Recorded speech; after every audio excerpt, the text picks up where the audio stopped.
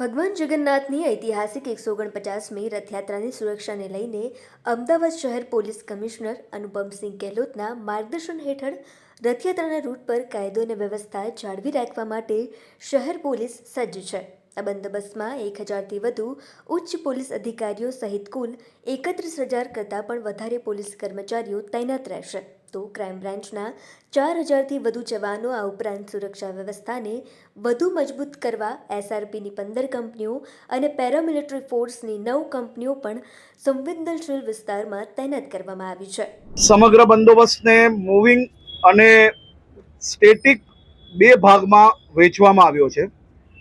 કુલ 26 રેન્જો બનાવવામાં આવી છે.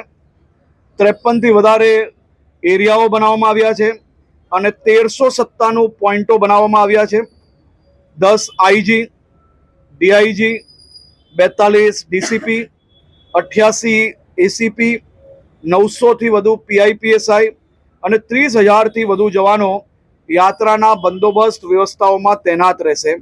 આ સુરક્ષા કવચમાં 4500 જવાનો મૂવિંગ બંદોબસ્તમાં બી યાત્રા જોડે ચાલતા રહેશે.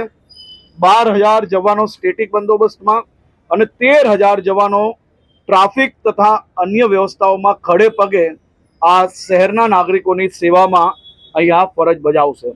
આ સાથે 15 એસઆરપીએફ અને 9 સેન્ટ્રલ પેરામિલિટરી ફોર્સિસ બી ફરજ બજાવશે.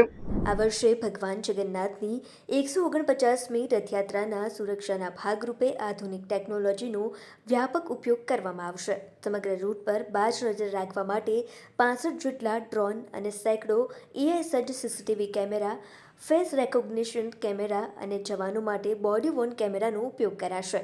શંકાસ્પદ અસામાજિક તત્વો અને અગાઉના ગુનેગારોને ત્વરિત ઓળખવા માટે તેમના ફોટો સાથેના એક ખાસ ડિજિટલ ડેટા તૈયાર કરવામાં આવ્યો છે, જેનાથી કંટ્રોલ રૂમ દ્વારા દરેક હિલચાલ પર સીધી નજર રાખી શકાશે. આ ઉપરાંત 3300 જેટલા સીસીટીવી સમગ્ર રથયાત્રાના રૂટમાં સીસીટીવી અને સર્વેલન્સ માટે લગાવવામાં આવેલ છે. 60થી પણ વધારે જેટલા ડ્રોનથી સતત રથયાત્રાના રૂટ પર ચાંપતી નજર રાખવામાં આવશે. અને આ ઉપરાંત દિવ્ય નેત્ર વેન છે કે જે વેનમાં રથયાત્રાના રૂટ પર પસાર થતા તમામ વાહનો અને પબ્લિકનો ફેસ સ્કેન કરી તેનું live update command and control centre ખાતે સ્ટોર થશે. જો એવું કોઈ પણ ગુનામાં વપરાયેલું વાહન પણ રથયાત્રાના રૂટ પર આવશે તો પણ તરત ડિટેક્ટ થઈ જશે. આ ઉપરાંત ભગવાન જગન્નાથજીના મંદિર ખાતે પિનાક 2.0 પબ્લિકમાં આવતા પિકપોકેટર્સ અને 65,000થી પણ વધારે જેટલા અન્ય ગુનાઓના આરોપીઓનો ડેટા છે કે જે એફઆરએસ સિસ્ટમ છે, ફેસ રેકગ્નિશન સિસ્ટમ, કે જેમાં જો આવા કોઈ પણ ખિસ્સાકાતરુઓ કે અન્ય ગુનેગારો દેખાશે તો તાત્કાલિક તેમાં ડિટેક્ટ થશે.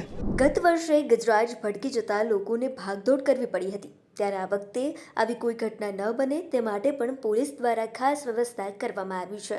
તેમાં ગજરાજોની સુરક્ષા માટે વધુ પડતા અવાજ માટે પણ ખાસ મોનિટરિંગ સિસ્ટમ ગોઠવવામાં આવી છે, જે બાબતે આઈઓટી અને સોફ્ટવેર ડેવલપર ખ્યાતિ ચૌહાણે ગ્રોથ નાવ ન્યૂઝ સાથે વાત કરીને વિગતો આપી હતી.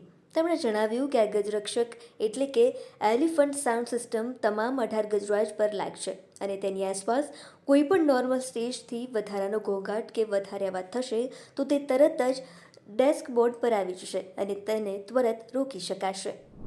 આ ગજરક્ષક એટલે અમે રાખ્યું છે કે આ જે બી આજુબાજુ એના સરાઉન્ડિંગમાં જે બી ઇરિટેટ કરવાવાળી વસ્તુઓ હશે એને એ પકડીને સીધું ડેશબોર્ડ પર એલર્ટ થ્રો કરશે. આ બધા 18 હાથીઓ પર લાગવાનું છે અને જે પ્રમાણે થ્રેશોલ્ડ અમારું જે નોર્મલ ડેસિબલ હોય હિયરિંગ સાઉન્ડમાં એનાથી વધારે જશે એ સીધું ડેશબોર્ડ પર એલર્ટ આવી જશે એનું.